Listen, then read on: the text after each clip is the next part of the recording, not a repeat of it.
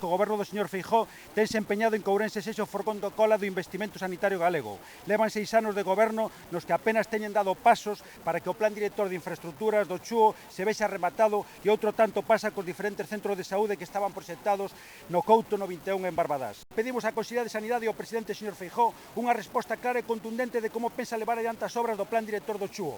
Que as infraestructuras son necesarias, pero de pouco valen os novos hospitais ou centros de saúde se os servicios se recortan, se se aumentan os copagos, se se limita o acceso á atención sanitaria, se recorta en personal e carteira de servicios.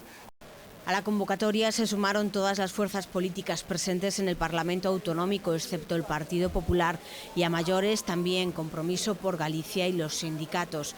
El secretario xeral de los socialistas llegó con un mensaje. El modelo de financiación por el que Feijóo ha apostado para la sanidad está paralizado y es un fracaso. Hai diñeiro público para facer sanidade pública.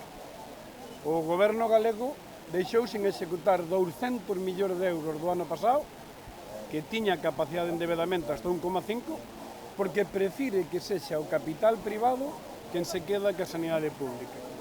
Nadie fai con diñeiro privado hospitales públicos. O que usa diñeiro privado fai hospitales privados.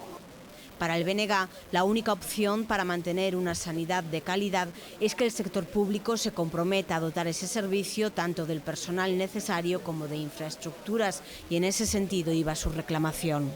O que vimos a reclamar é que a Xunta de Galicia se poña as pilas, asuma a súa responsabilidade, asuma que ten que haber financiamento público para a construción da nova infraestructura para poder ao mesmo tempo beneficiarnos dos fondos europeos que están comprometidos e non ver como esos fondos poden pasar por diante da porta.